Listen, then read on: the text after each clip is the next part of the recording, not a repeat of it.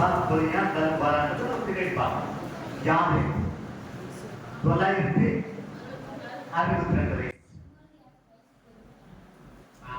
அந்த காலத்துல இருந்தது நல்லது. அந்த காலத்துக்கு நம்ம சொல்லலாம் பார்க்கணும். யார் பார்க்கணும் பார்க்கணும். அந்த ஏரியா நம்ம பார்க்கணும். சரி, இரண்டாவது நபர் யாரு? யாரு? மூன்றாவது பிடித்த நபர் சயின்ஸ் ஸ்கூலுக்கு யார் சொல்றீங்க? யாரு? நோவா. மூன்றாவது பிடித்த நபர் நோவா. 950 வயது. பாதியாக்கும் 9ஆம் அதிகாரம் 29ஆம் வசனம்.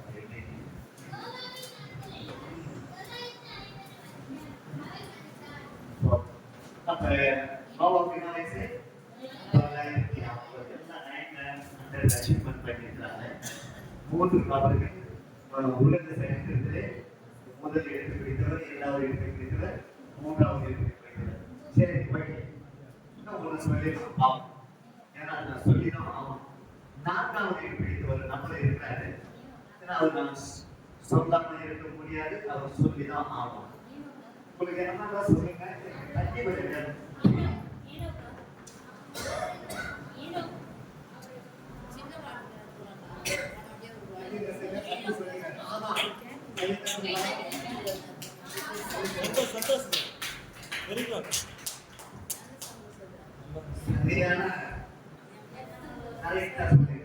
யாரு? ஆதாம். 5 வருஷம் ஆதியாகமா?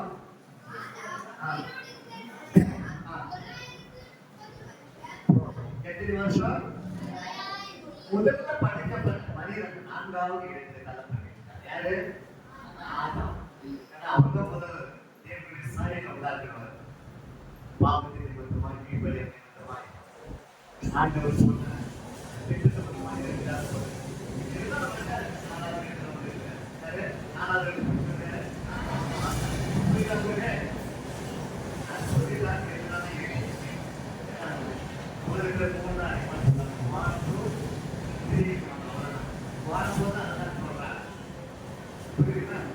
நம்மளுடைய வாழ்க்கையுடைய அமைப்பு 3 தான்.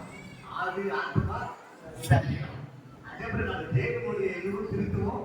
பிதா, குமாரன், பரிசுத்தாவி. அவங்க 3 தான் எல்லாருமே இப்பொழுது சரித்திரத்துல 3 முக்கியமான ஒரு நபராக இருக்கிறது. சரி, 4வது நபர் ஆதாம். எழுதியிருக்கேன். 930 வயது. ஆதியாகமம் 5ஆம் அதிகாரம் 5ஆம் வசனம். சரி. இப்ப புரிதவங்களுக்கு உலக சரித்திரத்திலே அதிகமான வயது ஒரு பற்றி எது இருக்கிறது? ஆதியாகமம். இன்னொரு டைட்டில் போட்டு சொல்றேன். ஆதாமுக்கும் இயேசு கிறிஸ்துவுக்கும் உள்ள ஒற்றுமை. ஒற்றுமைகளோட வேறுபாடு கேள்வி. ஆதாமுக்கும் இயேசு கிறிஸ்துவுக்கும் உள்ள வேறுபாடு கேள்வி. நல்லா நிறைய ஸ்டூடெண்ட்லாம் இருக்கிறீங்க. படிக்கிற ஸ்டூடெண்ட்ஸ் ஆதாமுக்கும் இயேசு கிறிஸ்துவுக்கும் உள்ள வேறுபாடு கொஞ்சம் டிஃபரன்ஸ் ஆகும். ஏன்னா முதல் மனிதன், முதல் ஆதாம், 2ஆம் ஆதாம், இவங்களுக்குள்ள என்ன வேறுபாடு? இப்போ பாயிண்ட் 1 போடுங்க. அன்லைன் பண்ணிங்க. இந்த டைட்டில் போட்டு அன்லைன் பண்ணிங்க. கடற்கரை எழுதிங்க. நான் சீக்கிரமா உங்களுக்கு முடிச்சேன். ஃபர்ஸ்ட் பாயிண்ட், முந்தின ஆதாம் எழுதிங்க. முந்தின ஆதாம் எழுதிங்க. போட்டு ஹேஷ் போட்டு நான் ஸ்கோர் பாட்டு தான் கொடுக்குறேன்.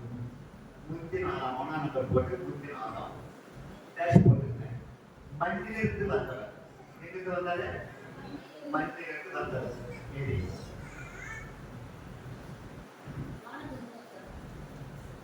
அடுத்தது இது ஒண்ணுலே கேளுங்க. பித்தின ஆதாம்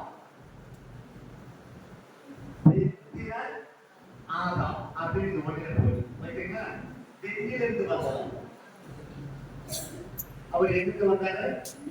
பித்தின ஆதாம். எப்பவுமே நீங்க மனசுல வச்சுக்க. முதல் ஆதாம் மண்ணிலிருந்து செய்யப்பட்டார், பாவத்துக்கு உட்பட்டார். 2ஆம் ஆதாம் பித்தின ஆதாம் இயேசு கிறிஸ்து தான் புரியும். புரியுதுங்களா? அது மட்டும் மைண்ட்ல வச்சுக்கோங்க. பித்தின ஆதாம் யாரை பற்றி சொல்றாங்கன்னு நினைக்கிறீங்க? இயேசு கிறிஸ்து பற்றி சொல்றாங்க. பித்தின ஆதாம் மேலே வந்தார். அடுத்து 2வது பாயிண்ட் போட்டு கடைகளுக்கு போட்டு சும்மா சாம்பிளுக்காக எழுதணும். 2வது பாயிண்ட் முந்தின ஆதாம். செகண்ட் பாயிண்ட் போட்டு முந்தின ஆதாம் பாவத்துக்கு பாவத்திற்கு உட்பட்டவர். எப்படி? முந்தின ஆதாம் பாவத்திற்கு உட்பட்டவர். பிந்தின ஆதாம் பாவத்தை ஜெயித்தவர். அந்த இரண்டாம் பாயிண்ட். முந்தின ஆதாம் பாவத்திற்கு உட்பட்டவர், பிந்தின ஆதாம் பாவத்தை ஜெயித்தவர். பாவத்தை ஜெயித்தவர். Second point. மூணாவது பாயிண்ட். முந்தின ஆதாம் முந்தின ஆதாம் மகிமையை இழந்து போனான். மகிமையை இழந்து போனான். முந்தின ஆதாம் மகிமையை இழந்து போனான். பிந்தின ஆதாம் மூணாவது பாயிண்ட். பிந்தின ஆதாம் இழந்து போன மகிமையை கொடுக்கும்படி வந்தான். பிந்தின ஆதாம் இழந்து போன மகிமையை கொடுக்கும்படி வந்தான். மூணாவது பாயிண்ட். முந்தின ஆதாம் மகிமையை இழந்து போனான். பிந்தின ஆதாம் இழந்து போன மகிமையை கொடுக்கும்படி வந்தான். நான்காவது பாயிண்ட். முந்தின ஆதாம் மரணத்திற்கு உட்பட்டவர். முந்தின ஆதாம் மரணத்திற்கு உட்பட்டவர். முந்தின ஆதாம் மரணத்திற்கு உட்பட்டவர். பிந்தின ஆதாம் ஜீவனை கொடுத்தவர். பிந்தின ஆதாம் ஜீவனை கொடுத்தவர். மரணத்தை ஜெயித்தவர். மரணத்தை ஜெயித்தவர். அது போட்டு வாழையாடுகிறார். முந்தின ஆதாம் மரணத்துக்கு உட்பட்டவர். பிந்தின ஆதாம் ஜீவனை கொடுத்தவர். மரணத்தை ஜெயித்தவர். அடுத்த பாயிண்ட். ஐந்தாவது பாயிண்ட். முந்தின ஆதாம் பூமி சபிக்கப்பட்டது. பூமி சபிக்கப்பட்டது. முந்தின ஆதாம் பூமி சபிக்கப்பட்டது. பிந்தின ஆதாம் புதிய வானம் புதிய பூமி கொடுக்கப்பட்டது. இவர் மூலமாக கொடுக்கப்பட்டது. முந்தின ஆதாம் பூமி சபிக்கப்பட்டது. பிந்தின ஆதாம் புதிய வானம் புதிய பூமி கொடுக்கப்படுகிறது. இவர் மூலமாக தான் புதிய வானம் புதிய பூமி, ஒரு நியூ ஹெவன் நியூ எர்த் இவர் மூலமாக தான் உண்டாக போகிறது. அதுக்குள்ள இவர் பிரவேசிக்க போகிறோம். இந்த உலகத்தை கர்த்தர் புதிதாக மாற்றப் போகிறார். அதுதான் சொல்லப்படுகிறது.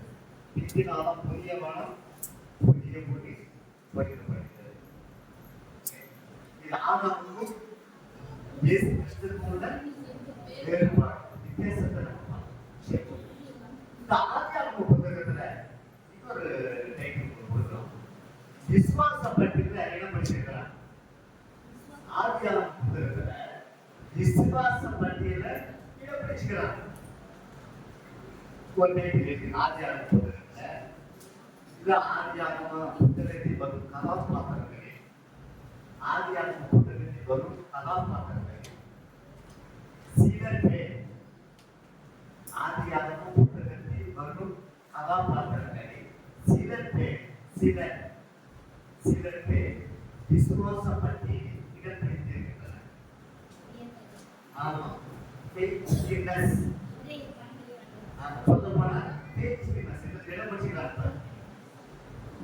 நம்ம இடம் பிடிக்கணும். ஆதியாகம புத்தகத்தில் வரும் கதாபாத்திரங்களே சில பேர் விசுவாச பட்டியலில் இடம் பிடித்திருக்கிறார். உங்களுக்கு நான் ரொம்ப ஷார்ட்டா சொல்றேன், நல்லா இதுக்கு மைண்ட்ல வச்சுங்க. 63 உங்களுக்கு 1ஆம் அதிகாரம் வரும். 1-2 தான் உங்களுக்கு 60. புரியுதுங்களா? 63 1ஆம் அதிகாரம். அடுத்தது விசுவாச பட்டி லிஸ்ட் வந்தாங்க. எபிரேயர் 11ஆம் அதிகாரம் மைண்ட்ல வரும். அடுத்தது அர்த்தப்படுத்தி போதிக்கிறதுனா உடனே 1-13ஆம் அதிகாரம். இது போல மைண்ட் 1-63 ஆதியாகமம் 1ஆம் அதிகாரம். விசுவாச பட்டியலினால எபிரேயர் 11ஆம் அதிகாரம். அர்த்தப்படுத்தி நம்ம சொல்ல பாருங்க முழுமையா 11ஆம் அதிகாரம். புரியுதுங்களா? இது எப்படி மைண்ட். சரி, இந்த விசுவாச பட்டியலில் சில பேர் மட்டும் உள்ள ஏற்றாங்க. விசுவாசம் ஒரு மனிதனை வெற்றிகரமான மாற்றி வாழ செய்யும். அப்ப ஆதியாகம புத்தகத்தில் சில கதாபாத்திரங்கள் விசுவாசமா இருந்து வாழ்ந்து கடவுளுடைய நன்மையை பெற்றிருக்கிறார். ஏன் நம்மளால பெற்றுக்கொள்ள முடியல? அதுதான் நமக்கு நான் பின்னாடி ஒரு சொல்லி கொடுக்குறேன். சரி, ஓகே. யாரை ஏற்படுத்திருக்கிறாங்க ஓகேங்களா? நீங்க பேர் சொல்றேன் வந்து நானே சொல்லிடுறேன். நீங்க சொன்ன எப்படி நான் சொல்ற லிஸ்ட் கொடுக்கணும்னா நீங்க கெஸ் பண்ணி செலக்ட் ஓகே ஓகேவா? சரி, ஓகே. ஆம்பே ஆம்பே எப்படி 11ஆம் அதிகாரம் 4வது வசனம். நான் சொல்றதெல்லாம் எப்படி இருக்கான் எங்கேயுமே கிடையாது. எப்படி 11ஆம் அதிகாரம் 4வது வசனம். அடுத்தது ஏனோக்கு 11ஆம் அதிகாரம் 5வது வசனம். ஏனோக்கு 2வது நம்பர் ஏனோக்கு விசுவாசம் பெற்றவர் 11:5.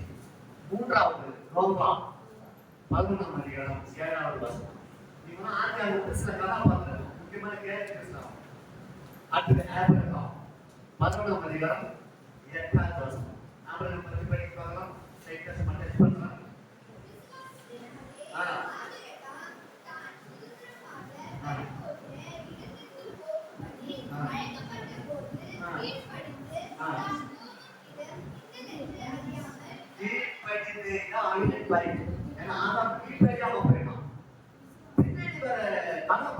முன்னாடி இருக்கிற ஹீரோவை பார்க்கிறாங்க.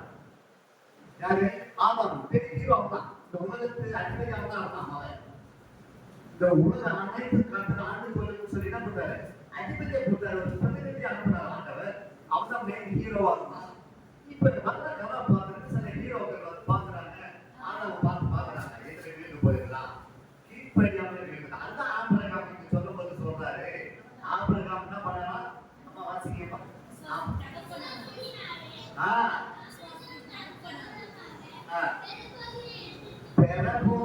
தெரியல. ஆனா இருந்தாலும்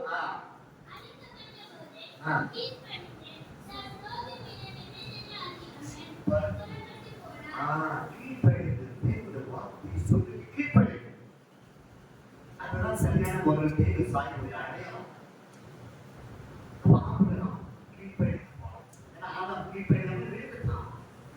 பார்க்கிறேன். அதான் நம்ம சில கதாபாத்திரங்களை பார்க்கணும். அவங்களை போதப்பட்ட எதிர மைனஸ் எதிர பிளஸ் பார்க்கணும். பார்த்துதான் நம்ம என்ன பண்ணணும்? அந்த ரேகை நம்ம போகும். சரி, அடுத்தது நம்ம அடுத்தது 11 வாசிங்க. சாரா அடுத்தது.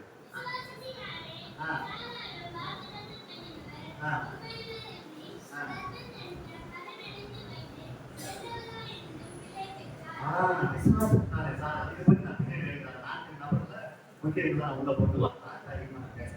அப்ப சாரா 11.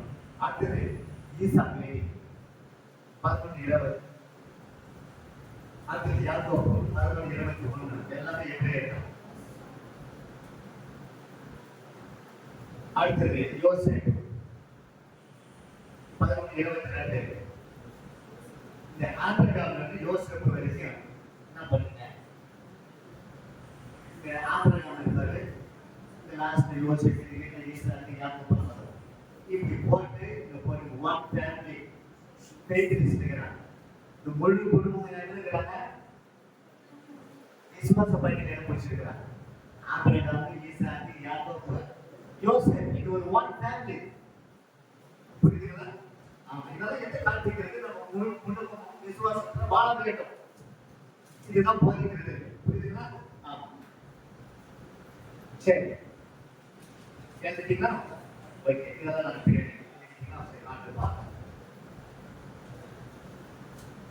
அடுத்தது 3ஆம் அதிகாரத்தில் சில காரியங்கள் சொல்ல எழுதிங்க. 4ஆம் அதிகாரம் கொஞ்சம் சொல்லிடுறேன். சொல்லிட்டு அப்புறம் நான் போயிடலாம். சீக்கிரமா முடிச்சேன். நான் கொடுக்கப்பட்ட டைம்ல நான் உங்களுக்கு முடிச்சுட்டு கடக்க போகிறேன். சரி, மனிதன் பாவத்தின் மூலமாக விழுந்துட்டான். விழுந்த உடனே அவனுக்கு என்ன ஆகுது? சாபம் ஏற்படுது. 4 வகையான நியாயத்தை பெறுகிறார்கள். 4 வகையான ஜட்ஜ்மெண்ட். யாருக்கு ஜட்ஜ் பண்ணா? ஆதாமுக்கு, ஏவாளுக்கு, பாம்புக்கு, சாத்தானுக்கு.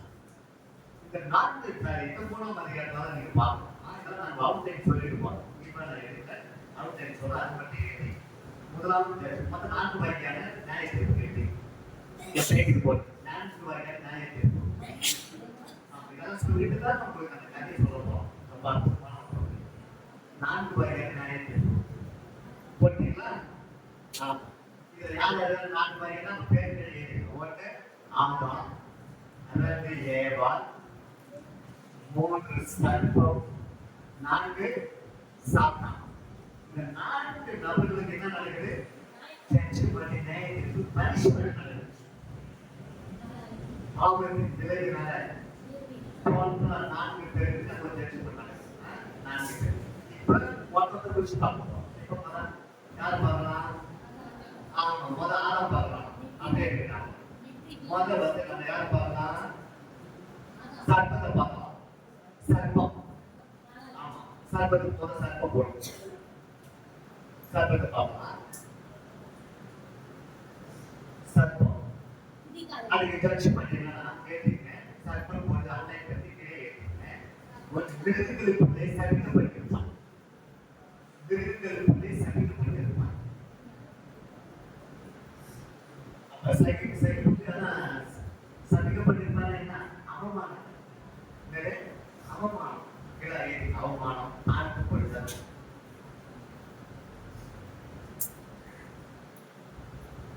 மிருகங்களுக்குள்ளே சபிக்கப்பட்டிருப்பாய். அவமானங்கள், தாழ்த்தப்படுதல். சபிக்கப்பட்டது அதுதான். பாம்பு. அதுக்கு 2வது பாயிண்ட், நீ வயிற்றினால் நகருவாய். நீ வயிற்றினால் நகருவாய். நீ சொல்லி பார்க்கறதுனால உன்னால வாழ முடியும். நகர்த்தினால வாழ முடியாது. இதெல்லாம் நான் தெரியும். பாயிண்ட் பண்ணி நீ வயிற்றினால் நகருவாய். இது சாபம்.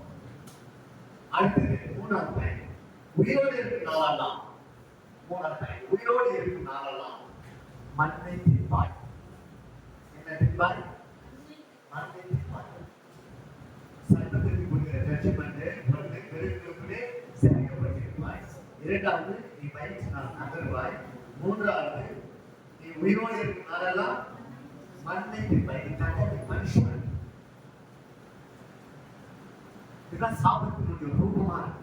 சாபத்தினுடைய ரூபம் இருக்கான். இது எதுக்கு? சர்ப்பத்துக்கு. 2வது சாத்தான். ஏடி 2வது சாத்தான்.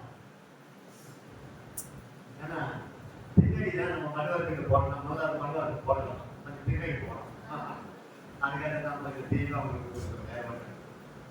2வது சாத்தானுக்கு கொடுத்து ஆதியாகமம் 3ஆம் அதிகாரம் 15வது வசனத்தை கேட்டீங்க. சாத்தானுக்கு போயிட்டு தீர்ப்பு போட்டுங்க. போட்டு வசனத்தை எழுதி அன்னை சாத்தானுக்கு போயிட்டு தீர்ப்பு. ஆதியாகமம் 3:15. இதெல்லாம் ஒரு ரைட்டிங் வந்துருக்கோம். நான் ஒரு 5 கிளாஸ் வரும்போது இந்த ஆதாம் முதல் நோம வர ஒரு பேக்கேஜ் சூப்பரா உங்களுக்கு கொண்டு போறோம். ரொம்ப நல்லா இருக்கும். ஓகேவா? சாத்தானுக்கு போயிட்டு தீர்ப்பு. ஆதியாகமம் 3ஆம் அதிகாரம் 15வது வசனம். சரி, இதுக்குள்ள என்ன இருக்கு? வசனம் மட்டும் படிங்க. இல்ல மூணு பண்ணு. ஆதியாகமம்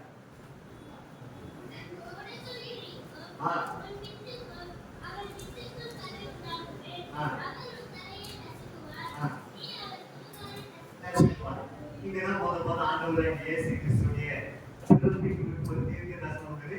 சாத்தானுடைய தீர்ப்புக்கு தீர்க்க தரிசனம் இந்த வசனம் தான். இது பின்னாடி நான் விளக்கமா சொல்றேன். நம்ம நேரம் நம்ம எழுதிக்கலாம். சரி, சாத்தானை பற்றி என்ன தெரிஞ்சுக்கணும்? ஃபர்ஸ்ட் பாயிண்ட், உனக்கும் ஸ்திரீக்கும் பகை உண்டாக்குவேன். உனக்கும் ஸ்திரீக்கும் பகை உண்டாக்குவேன். ஆமா, உனக்கும் ஸ்திரீக்கும் பகை உண்டாக்குவேன். கேட்டுக்கோங்க.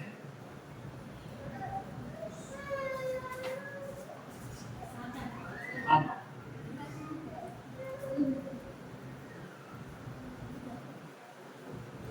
இந்த பகை உண்டாக்குவது என்பது எபிரேய வார்த்தை ஹைபான். ஹைபான் எபிரேய மொழியில அந்த பகை என்பது ஹைபான் சொல்றாங்க. பகை உண்டாக்குவது யாருக்கு? உனக்கும் ஸ்திரீக்கும் பகை உண்டாக்குவது.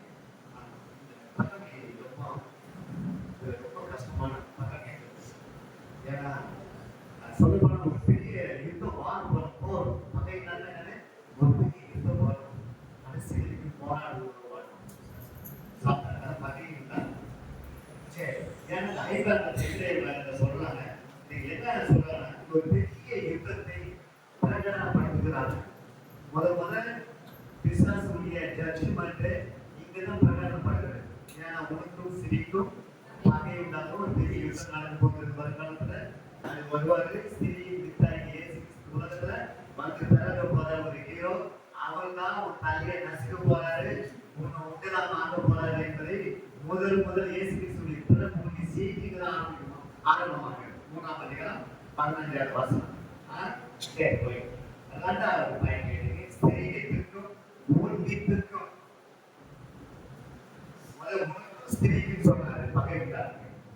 2வது ஸ்திரீக்கும் உன்னித்திற்கும் உன்னால விசாரிச்சா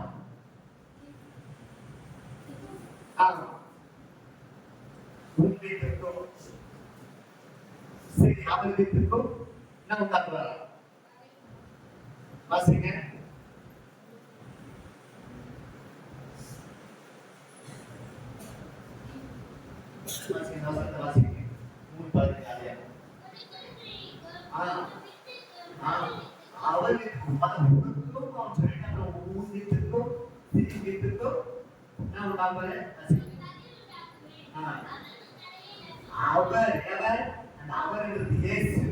அவர் தலையை யாரு யாரு பிசாசு அதனால அவர் வர போறாரு, உன் தலையை நசுக்க போறாரு, ஒன்றிதான் வாங்க போறாரு, நீ தோற்று போக போற அப்படி என்பதை இங்கே பிரகடனப்படுத்தப்படுகிறது. இந்த வசனம் பிசாசுடைய ஜட்ஜ்மெண்ட் பிரகடனம் பண்ணா கல்வாரி செய்தியை நிறைவேற்றுகிறார். புரியுதா? ஆமா சொல்லுமா? தலையை உண்மையான ஒன்றுமே செய்யக்கூடிய அது புதிகால புதிகால என்பதை பாடத்தை பற்றி போதி அதுதான் ஆய்வாளர்கள் சொன்னாங்க. நீ அவர் புதிகாலை நசுக்குவாய் என்பது பாடல்களுக்கு ஒரு உட்படுத்த எவ்வளவு மற்றபடி தான் ஜெயிக்க முடியும். ஆனா இவருடைய விளக்கத்தை நான் அடுத்த பாடத்துல நான் ஏற்கனவே சொன்ன ஆதாம் முதல் நோவா வரை ஒரு பெரிய மன்னன் சொன்னா பண்ணுவாங்க. அதனால தெளிவா எடுத்து எடுத்து போனோம். அதனால உங்களுக்கு உள்ள வரும் திட்டானா என்ன சீஸ் அதெல்லாம் என்ன இருக்குன்னா அவங்க விளக்கமா சொல்லுவோம். அதுதான் சொல்றாரு மூணு திட்டும் அவங்க திட்டும் ஆமா அவர் வந்து என்ன பண்றாரு, உன் தலையை நசுக்க போறாரு, உடலை பண்ண முடியாது. அதெல்லாம் தலை நசுக்கனா பண்ணுவாங்க ஒன்றுமே பண்ண முடியாது. எப்படி ஒரு வசனம் தலையை நசுக்குவாங்க தலையை யாரு உலகத்துக்கு கலந்தான கேட்டு அப்ப எட்ட பொசிஷன் என்ன பண்ண முடியும்?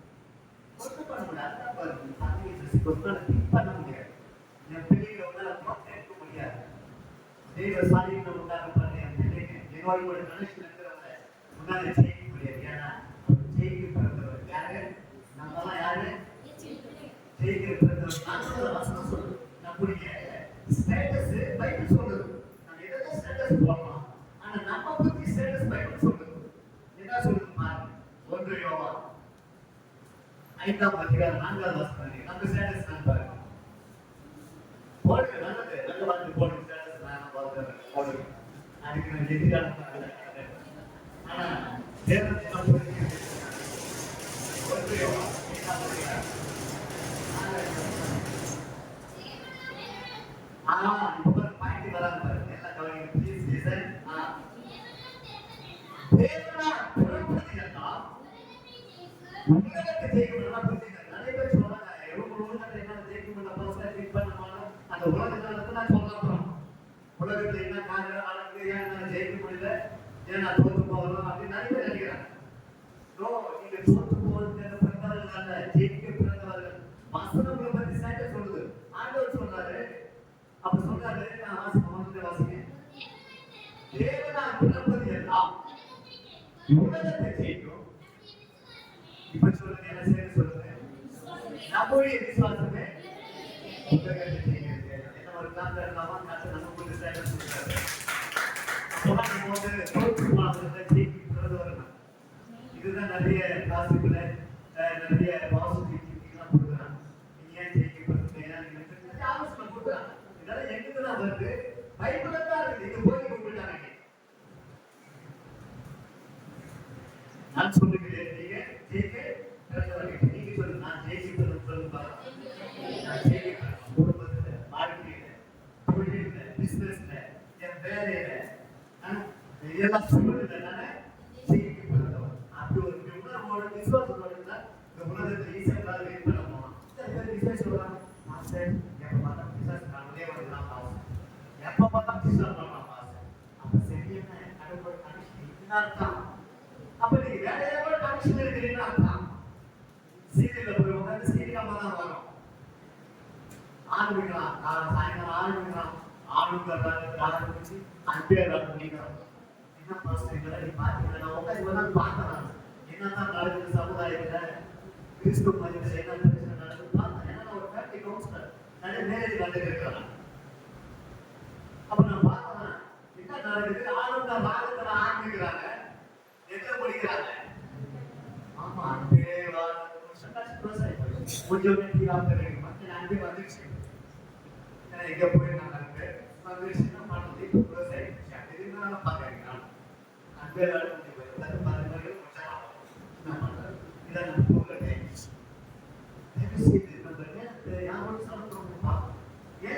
எக்ஸாம்பிள் சொல்லணும் நம்ம நேரத்தை நம்ம கனெக்ஷன் யாரோட இருக்குன்னு பார்க்கணும்.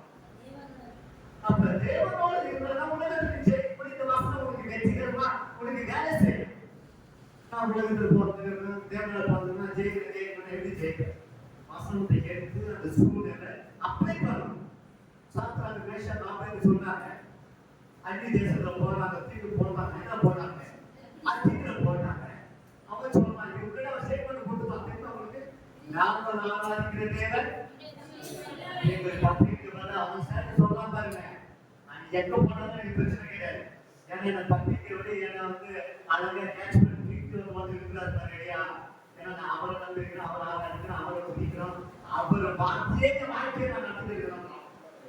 அதனால ஒன்னாவது மருத்துவ வரம் அதிகாரி பார்க்கலாம் சொல்லி வந்துருக்காங்க. பசங்க மட்டும் சீக்கிரம் படுத்து பாருங்க எல்லாம் வந்து டெஸ்ட் பண்ணி பார்க்கலாம். முடி கண்டு போச்சா சுடி போச்சு ட்ரெஸ் ஒன்றுமே கிடையாது. எப்படி மெடிக்கல் ரிப்போர்ட் சொல்றது 100% பர்ஃபெக்ட் இருக்கு. அதே இல்லையா ஏன் அவனுக்கு அந்த விசுவாசம் ஏன்னா ஜெயிக்கக்கூடிய எல்லா சுற்றுகளுக்கு மேற்கொண்டு ஜெயிக்கக்கூடிய வல்லமை ஆற்று தேவன் வார்த்தைகள் வச்சிருக்காரு. அதுதான் வார்த்தை படிக்க சொல்றாங்க. அதுதான் உள்ள போய் வேலை செய்யும். அதுதான் திரை திட்டாகிய வசனம் உள்ள போகும்.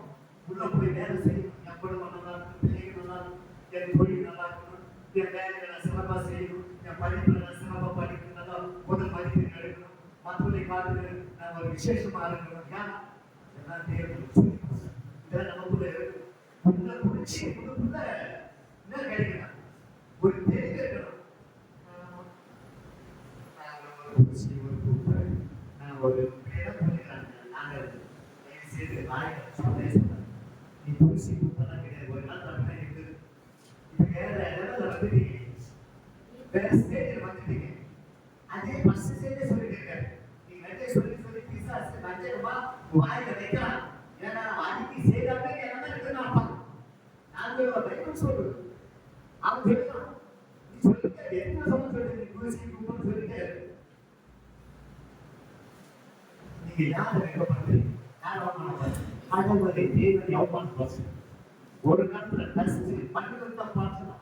இங்கிலீஷ்ல டஸ்ட் இருக்கு, மண்ணோட ரொம்ப நைஸா. அப்ப அந்த லெவல்ல அவங்க கொண்டு வந்துட்டாரு. நீங்க எப்படி பேசணும்? என்னுடைய விசுவாசம் உள்ளது தேவனுடைய பிள்ளை தங்களை வாழாக்காமல் தலையாக்குவார், நீடாக்காமல் வேலாக்குவார். இப்படி மாற்று மாற்றங்களுக்கு இதெல்லாம் எடுத்து அப்ளை பண்ணுங்க. நமக்கு கொடுக்கப்பட்டிருக்கிறது. இப்படி நீங்க உள்ளத்துல ஓட குழுக்குள்ளே சந்தோஷம் அட்லீஸ்ட் நாமம் நீங்க இடையில அப்டேட் பண்ணிக்கிட்டே இருங்க. நம்ம செஞ்சா வந்து கேக்குது வாட்ஸ்அப் அப்டேட் பண்ணி இந்த சாய் போச்சு இது மாசம் ஆகி போச்சு அதுக்கு சிக்னல் கொடுங்க. அது கொடுத்ததுக்கு அது கூட ஒரு நாள் போக முடியும். இன்னும் போக முடியுமா? எனக்கு இன்ஸ்டால் பண்ணும். அதை ப்ராசஸ் ஆக வெயிட் பண்ணும். அதை அப்டேட் பண்ணி போயிடும். அது ஒரு வசனத்தை என்ன பண்ணும்? அப்டேட் பண்ணிக்கிட்டே இருக்கும்போது வாழ்க்கையில மகத்தான வெற்றியார். அல்லேலூயா. வாழ்க்கைன்னு சொல்றாங்க. சரி போயிட்டேன். இது யாருடைய ஜட்ஜ்மெண்ட்? பிசாசுடைய ஜட்ஜ்மெண்ட் பத்தி பார்க்கணும். சரி இது போயிட்டு ஆகியான கொண்டு போயிடுறேன். சரி அடுத்தது உங்களுக்கு அவங்களுக்கு என்ன பண்றாங்க? நாம பகையெல்லாம் உண்டாக்குறது எல்லாம் பண்ணி முடிச்சுக்கிறாரு. அவர் தலையை அந்த மாதிரி கேட்கிறீங்க. அவர் தலையை நசுக்குவா சாத்தான் அவர் தலையை நசுக்குவார். அவர் இருக்கிற தேசியம் ஆண்டவராக இயேசு கிறிஸ்து வேதத்தில் முதல் வாக்குத்தத்தம் இதுதான். ஃபர்ஸ்ட் வாக்குத்தத்தம் இதுதான். தீர்க்க தரிசனமும் இதுதான். வேதத்தில் இன்னொன்று சொல்ல போனா மீட்பினுடைய சீட்டே இதுதான். இதை பத்தி நான் சொன்னா நிறைய போயிருக்கேன். ஒரே வாசத்தை வச்சு 6 மாசம் போயிருக்கலாம். அவ்வளோ உள்ள விஷயங்கள் இருக்கு. சரி, ஓகே. அடுத்தது அவர்கள் பழைய ரசிகர்களாக போயிடுச்சு. ரசிகர்களா ரசிகர்களா இல்லையா? ரசிகர்களா இல்லையா? சொல்ல மாட்டேங்க. அப்படியே சொல்லுங்க. ஆண்டவராய் எனக்கு அவன் தனி ரசிகர்கள் சொல்லுது. என்னை பற்றி அவன் சிந்திக்காமல், என்னை பற்றி அவன் யோசிக்காமல், என் குடும்பத்தை குறித்து அவன் அதிகமான திட்டம் போடாமல் அவன் தானே ரசிக்கிறான். அது சொல்லுங்க. சோர்ந்து போகக்கூடாது. என் பைபிள் நிலையத்தான் சொல்றேன். இப்போ தானே நடக்கும். நல்ல உற்சாகமா ஒரு ஆக்டிவேஷனா இருக்கு. தேவ சாயல் ரொம்ப ஆக்டிவேஷனா இருக்கு. மனித சாயல் போனதான் ரொம்ப கஷ்டம். அதுக்கு சரி, ஓகே. ஏன் போட்டு நேரப்படி பார்த்தோம்.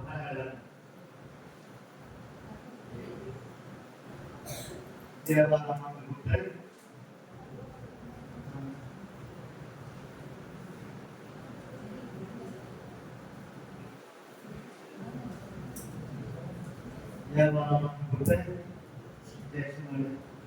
அதிகமா 3ஆம் அதிகாரம் 16ஆம் வசனம் வாசிங்க. 16 17 வாசிங்க.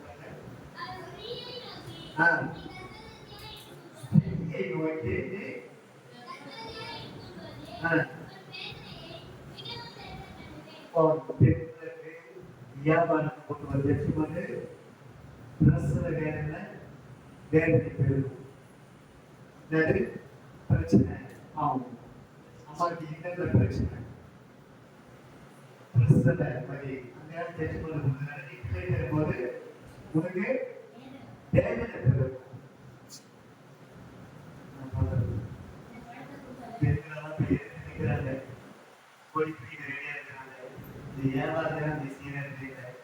மருத்துவருக்கு பல இருக்கு அப்படின்னு சில பேருக்கு வாங்குவோம். இந்த வியாபாரம் நாம போய் ஒரு ஸ்டைல் பண்ண மருத்துவம் பண்ணா நினைக்கிறேங்க. வாங்குவோம். அப்படியே எவ்வளவு கனெக்ஷன் வருது. அவங்களுக்கு கனெக்ஷன் சாட்சியமான வியாபாரத்துக்கு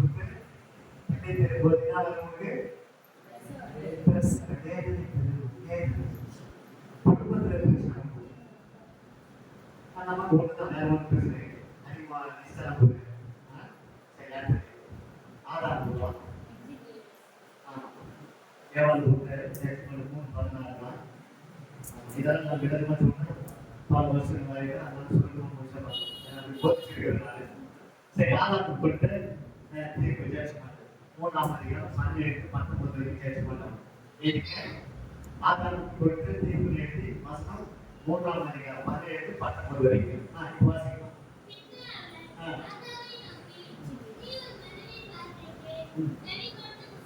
அங்க கூட என்ன மனைவிதான் நினைச்சு பேசுறாங்க. எனக்கு பிரச்சனை யாருக்கு தான் அம்மா மேல பிரச்சனை எனக்கு நீங்க பயப்படாது.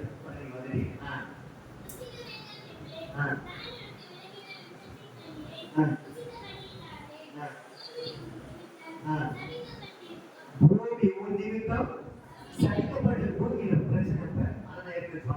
மண்ணுல பிரச்சனை அவங்க போட்டு 2 விதமான சாபம். ஒன்று பூமியின் சாபம். பூமியின் சாபம்.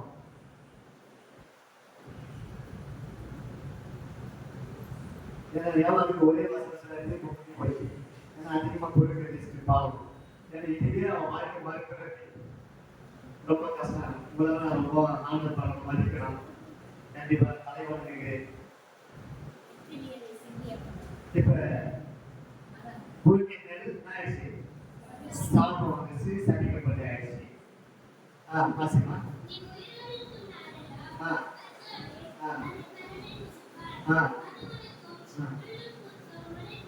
ஆ ஆ ஆ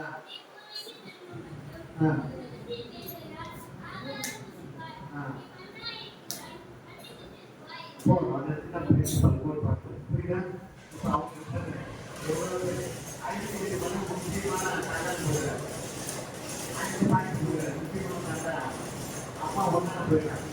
இவருக்கு 5 விதமான பலர் சாப்பம் போட்டு தங்கப்பட்டு ரெண்டாவது வருத்தம் ரெண்டாவது செகண்ட் பாயிண்ட் வருத்தம் ரெண்டாவது வருத்தம் மூணாவது ஒன்றும் குடும்பம் இதெல்லாம் தேடி நான் எழுதுறோம். இதெல்லாம் பல பிரச்சனைகள் உங்களுக்கு கொடுக்கும். நான்காவது தேர்வு தேர்வு எல்லாருமே பாருங்க தேர்வு முகத்துல என்ன வருது கஷ்டப்பட்டு வேலை செய்து கடினமாகி போச்சு வேலை பூமியில் வேலை என்ன ஆச்சு கடினமாகிடுச்சு. தேர்வு ஐந்தாவது மரணம் மண்ணிற்கு எடுக்கப்பட்டபடிதான் நீ மண்ணிற்கு எடுத்து எடுத்துவோ அப்படின்னு நான் என்ன காலையில் சொல்லிடுவோம். ஆனால் பிரின்சிபல் கோட்பாடு எது எடுத்தாலும் அங்கே அப்ப மண்ணிற்கு எடுக்கப்பட்டபடிதான் மண்ணிற்கு தீர்ப்போம். இதுதான் 5 விதமான தண்டனை பனிஷ்மெண்ட் யார் கொடுக்கப்பட்டது? ஆமா, இதெல்லாம் நீங்க மனசுல வச்சுக்கணும் வச்சுக்கூடாது வச்சுக்கணும். ஆமா, இப்ப அவங்க சாப்பிட்டதை பனிஷ்மெண்ட் பார்த்தாங்க. முதல்ல யார் பனிஷ்மெண்ட் பார்த்தா? ஐந்து பனிஷமா போகும்.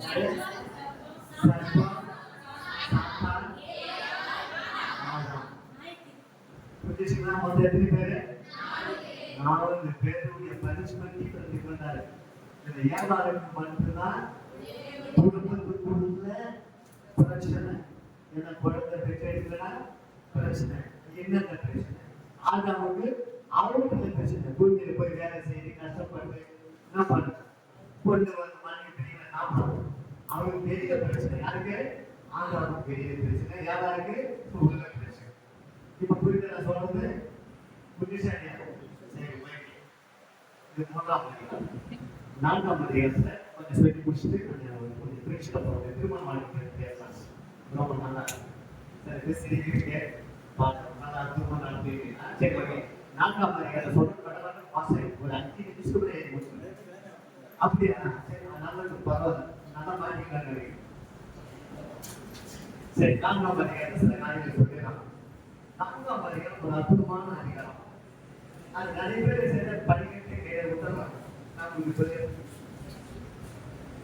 4ஆம் அதிகாரத்தை குறித்து நான் உங்களுக்கு சொல்லிடுறேன். எல்லாம் 4ஆம் அதிகாரத்துல 25 வகையான முதல் பகுதிகள் இருக்கு. இந்த 4ஆம் அதிகாரத்துல 25 வகையான முதல் பகுதிகள் இருக்கு. ஆமா, முதல் நிகழ்ச்சிகள் எழுதிங்க. 4ஆம் அதிகாரத்துல முதல் நடக்கக்கூடிய நிகழ்ச்சிகள் எல்லாமே இவ்வளவுதான் இருக்கு. இதெல்லாம் வந்து உங்களுக்கு பப்ளிகேஷன் நடத்துவாங்க. ஆனா நான் நடக்கிறோம் ஆமியாளர்களுக்கு சொல்ல சொல்றாங்க. இதெல்லாம் பெரிய மாஸ்டர் நிகழ்ச்சியாக நடத்துவாங்க. அவங்க இருந்தாலும் எதுக்கு மனசு கேட்கல. கேட்டீங்களா? 25 வகையான முதல் நிகழ்ச்சிகள் 4ஆம் அதிகாரத்தில் உள்ளடங்கியிருக்கிறது. புரியுதுங்களா? என்னென்ன நிகழ்ச்சி மட்டும் சொல்லணும். வசனத்தோட முதல் நிகழ்ச்சி அது நீங்க படிச்சா ஒரே மட்டும் இதெல்லாம் 4ஆம் அதிகாரம் 1ஆம் வசனம் வாசிங்க. தேவாலயம்னா முதல் கற்பமடை முதல் கற்பமடை முதல் கற்பமடை தான் பார்க்கணும். அற்புதமான சத்தியம். முதல் கற்பமடை 2வது பாயிண்ட். அதே வசனத்துக்கு முதல் பிரசவம் நடக்குது. 2வது முதல் பிரசவம் அங்கதான் நடக்குது. செகண்ட் பாயிண்ட் முதல் பிரசவம். முதல் கற்பமடையில முதல் பிரசவம் அங்கதான் முதல் குழந்தைகளை பெற்று எடுக்கிறான். சொல்றாரு அவர் சொல்றான். அந்த 4ஆம் அதிகாரம் வசதி யாரால வாசிக்க நான் சொல்லு.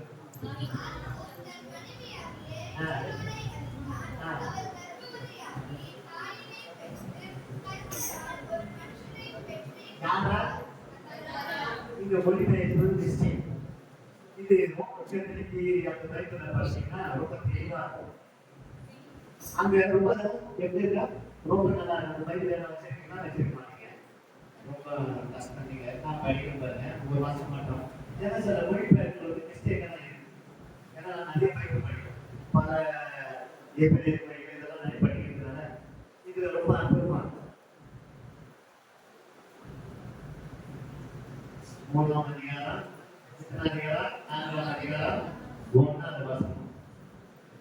நானே படிக்கிறேன். ஒரு வசனமா நான் படிக்கிறேன். ஏன்னா ரொம்ப நல்லா இருக்கு. ஆதாம் தன் மனைவி ஏவாளுடன் கூடிவான். அவங்க தெளிவா இந்த மொழிபெயர்ப்பு ஒரு ஆசிப்பாதாரிகள். இதுக்கு ரொம்ப பிச்சை கிளியா இருக்கு. இதுல கொஞ்சம் சில இடங்கள்ல கொஞ்சம் மிஸ்டேக் வரும். இவன் சொன்னா பாரு ரொம்ப தெளிவா இருக்கு. ஆதாம் தன் மனைவி ஏவாளுடன் கூடி வாழ்ந்தான். அவர் கருவுற்று தாயை பெற்றெடுத்தார். அவர் ஆண்டவர் அருளால் இதுதான் பாயிண்ட். ஆண்டவர் அருளால் ஆண்டவர் ஒருவனை தான் பெற்றுள்ளேன் என்றார். ஒரு தெளிவான மொழிபெயர்ப்பு பார்த்தீங்களா? இந்த மொழிபெயர்ப்பு எப்படி இருக்கு? இது கொஞ்சம் மொழிபெயர்ப்பு தெரியல. இது ரொம்ப ஆண்டவருடைய அருளால் அவருடைய கிருபையினால் அவருடைய இறக்கத்தினால் ஒரு ஆத்மனை பெற்று எல்லா பைபிள் படிக்கிறேன். உங்களுக்கு டீச்சிங் பண்ணுறதுனால நான் பெரிய பெரிய சில பைபிள் வாங்கி படிக்கிறேன். அப்போ தெளிவான சரி ஓகே. ரெண்டாவது முதல் பிரசவம், முதல் குமாரன் கேட்டீங்க. அது முதல் குமாரன் ஃபர்ஸ்ட் சன். நான்காவது முதல் சகோதரன். 4ஆம் அதிகாரம் 2ஆவது வசனம். முதல் சகோதரன் படிக்கணும். நீங்கள் படி. முதல் சகோதரன் அண்ணாட தாய் ஆபேல் பாடுறான். முதல் தாய் முதல்ல ஆபேல் சகோதரன் வரைகிறான். முதல் சகோதரன். 5ஆவது பாயிண்ட் முதல் குடும்பம், ஃபர்ஸ்ட் ஃபேமிலி. நாலு பேர் வந்தாங்க. நாம் இருவர் நமக்கு இருவர். இப்ப நம்ம திட்டத்தை பண்ணாங்க. அதிகமாக கண்டிப்பாக குமாரத்துக்கு பெற்ற வாசகர்கள் பெண்ணால் பார்ப்பது ஆதாரம். 3 ஆண்கள் மட்டும் காமிச்சாங்க. பாஸ்ட் மட்டும் சேர சொன்னாங்க. ஏற்றுக்கூடிய சரி. முதல் குடும்பம், அடுத்தது முதல் விவசாயம், ஃபர்ஸ்ட் பார்ட்னர், முதல் விவசாயி. இந்த 4ஆம் அதிகாரத்துல எல்லாமே வராங்க. எல்லாம் ஃபர்ஸ்ட் இது தனியா படிச்சு போடுவாங்க. இதெல்லாம் எதுக்கு அப்படின்னு போடுவாங்க. இது எதுக்கு விஷயம் நான் எடுத்து சமுதாயம் அதிகமாக எடுத்து போடுவாங்க. முதல் குடும்பம், முதல் விவசாயம், முதல் மேய்ப்பன். 4ஆம் அதிகாரம் 2ஆவது வசனம். எல்லாம் 2ஆவது வசனம். முதல் குடும்பம் 2ஆம் வசனம் 4 முதல் விவசாயி 4 முதல் மேய்ப்பன் 4 அது முதல் மேய்ப்பன். முதல் மேய்ப்பன் யாரு? ஆபேல் ஃபர்ஸ்ட் ஷெப்பர்ட். ஆபேல் முதல் மேய்ப்பன். அடுத்து முதல் காணிக்கை எங்க வருது? ஃபர்ஸ்ட் காணிக்கை எங்க வருது? இதுதான் வருது. ஃபர்ஸ்ட் ஆஃபரிங் 4ஆம் அதிகாரம் 3ஆவது வசனம். வசனத்தோட சொல்றேன். அடுத்து முதல் பலிபீடம். முதல் பலிபீடம் 4ஆம் அதிகாரம் 4ஆவது வசனம்.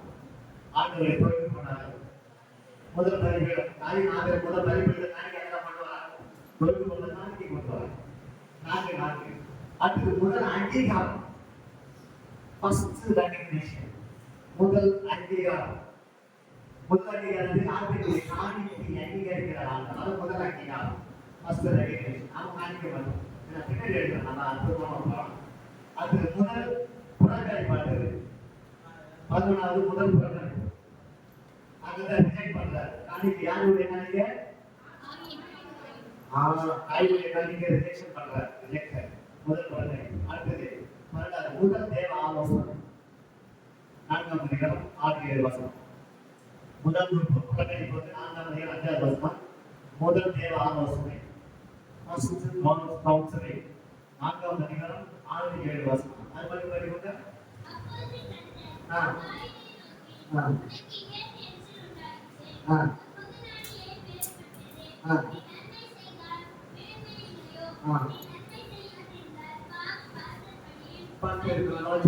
முதல் தேவ ஆலோசனை. சரி, அடுத்த பாயிண்ட் முதல் கொலை.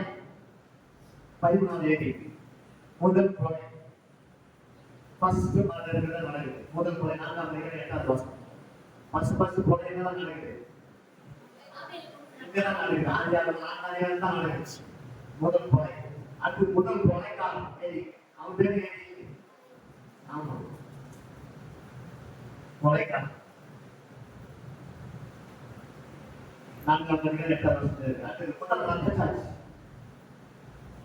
முதல் ரத்த சாட்சி ஆபேல். 4ஆம் அதிகாரம் 10ஆம் வசனம். அடுத்தது முதல் முக அடையாளம். First face lock. முதல் முக அடையாளம் 4ஆம் அதிகாரம் 5ஆம் வசனம். வாயு முகம் நாட்டு கேள்விப்படுத்த முக அடையாளம். அடுத்தது முதல் கட்டிட கலைஞர். அடுத்தது ஃபர்ஸ்ட் பில்டர்ஸ் இன்ஜினியர். அவங்க யாரு? முதல் கட்டிட கலைஞர் யாரு? யாரு இன்ஜினியர்? ஃபர்ஸ்ட் பில்டர்ஸ் இன்ஜினியர் யாரு? 4 வாசிங்க. ரோமன் 4 வாசிங்க. 4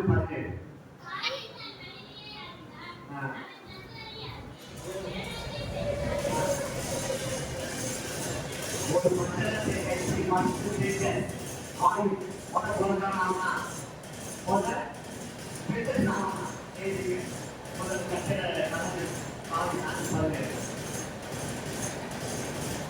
அடுத்தது முதல் பட்டணம். முதல் பட்டணம் ஃபர்ஸ்ட் சிட்டி. 4:17. அதே ஆமா. அடுத்தது முதல் இரட்டை மனைவி. முதல் 2 மனைவி விடுவோம். லிஸ்ட் வந்து நீங்க சொல்லுங்க. முதல் 2 மனைவி நீங்க உங்க நாளைக்கு சொல்லுங்க. 2 மனைவி விடுவது யாரு? யாரு? சரி, ஓகே. எப்படி சொல்றீங்க? 19. அதான் கண்டுபிடிச்சிருக்கீங்க. நான் வேற யாரும் சொல்றீங்கன்னு நினைச்சேன். நான் வேற சொல்லிருக்கீங்க. பாருங்க. சரி, முதல் வரும்போது எதாவது மாற்றிருக்கீங்க. சரி, ஓகே.